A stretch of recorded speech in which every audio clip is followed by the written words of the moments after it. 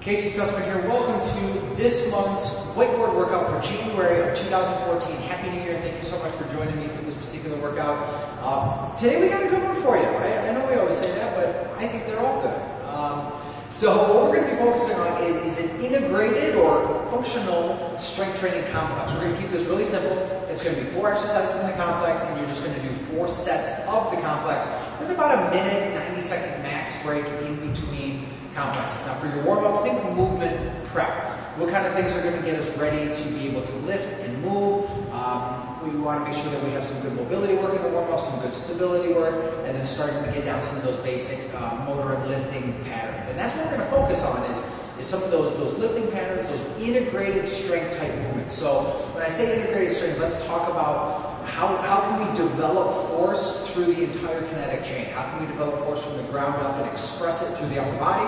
And then how can we start to pair strength, mobility, stability, balance, and all these things? So looking at strength training exercises that are going to start to recreate the demands of good functional movement patterns, as well as the demands that we're going to face in life and sport. So our first exercise, I'm sure you've seen this one before. It's going to be a dumbbell single leg RDL. So a Romanian deadlift pattern. We're going to stand on our right leg to start, holding the dumbbell in our left hand. So it's always going to be across the body. I'm going to focus on hinging on the planted leg hip. So I'm kicking the other leg back. I'm trying to keep a plank from my lifted heel all the way up to the shoulder, keeping the shoulders tucked down and back. I'm really focusing on that hip hinge. So really the only thing that should be moving in this exercise is the hip. I want to flex the hip down, and then I want to extend the hip as I drive up, keeping the spine neutral, not losing that neutral spine, and trying to keep the body as long as possible from the ear down to the lifted leg. So when I get to the bottom, it should kind of look like a letter T. I'm going to do 8 on the right, 8 on the left, and this is meant to be done slow and controlled. Don't rush this one, and start with a fairly light weight. I'd say 10, 15 pounds. It's a little bit more challenging than it sounds, but after a while you should be comfortable with around like 20, 30, 40 pounds, somewhere around in there. So after that, we're going to go into a single arm, either dumbbell or kettlebell snatch. Now the kettlebell snatch is going to be a little faster, a little bit more dynamic. The dumbbell snatch has a little bit more linear line of pull. So the kettlebell is going to be more of a swinging motion and driving, where we're going to have a little bit of arc on it, whereas the dumbbell is going to be more of a pull and then drop and catch under. So both have their benefits. You can choose whichever one you want. The dumbbell might be a little bit harder to coach. Some people might be a little bit more familiar with the kettlebell style, but again, I leave it up to you. For those people who move really well in this exercise and do a good job with it, feel free to start to challenge some weight. Put some heavy bells, put some heavy dumbbells in their hands. But again, the form, the function, the movement always comes primary. So if they're breaking down, lighter weight, lighter weight, lighter weight. 8 on each side. Whichever one I choose, I want to make sure that it's very, very, very hip driven. So if it's the kettlebell, I'm going to drive to the hips. I'm going to get that pull and then that roll and that catch up in that overhead position.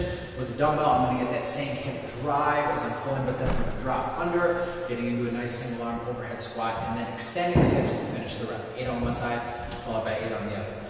Then we're going to go into, it's a lateral push-off with a bent arm lateral raise. So I'm going to start with a dumbbell lighter, 10, 15, 20 pounds. Eventually you'll be able to kind of start to stack on that a little bit, but I'm going to hold a bent arm, so 90-degree bend in the elbow and making sure the elbow is nice and tight to the ribs. I'm going to load into the hips. If the dumbbell's in my right hand, my left leg is going to be driving. I'm going to extend across the left leg, so like I'm going into a lateral bound, and then finish nice and high with this bent arm lateral raise. I'll load up into the hips, drive and extend, and come up. I'm going to go 8 on the right, followed by 8 on the left. Again, if the form starts to fall apart, just grab a different dumbbell. It's very, very easy to do.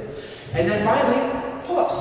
Pull-ups are simple. We all know how to do them. If someone can't do full body weight pull-ups, no big deal. You can use a resistance band to assist. There's assisted pull-up and dip and chin machines all over the place. You can even do a lat pull-down. That's okay. I'd rather stick with more of the pull-up movement, but that's totally right. A couple things to be careful of on the pull-up. Try to keep the ribs closed, not this excessive back bend, so keep a little bit of tension through the trunk, and then make sure every rep starts by driving the shoulders down and back and then finishing through the pull. So that way we're engaging the lats, engaging all those postural muscles of the upper back, and not focusing too much on the biceps. So that's it. 4 exercises. Go through them. Take about a 60 to 90 second break, and then go through 3 more times for a total of 4 sets of that complex.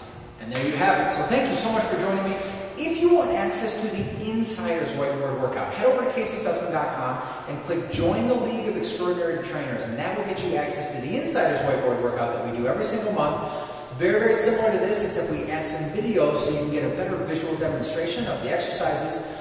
You'll also get first invitation to what's called the why behind the workout. So it's an interactive hangout on Google Plus where you can ask questions and have a conversation about why the workout was set up that way, what are exercise substitutions, anything you want. It is entirely driven by your questions. Thank you again so much for joining me, and I look forward to seeing you guys next month.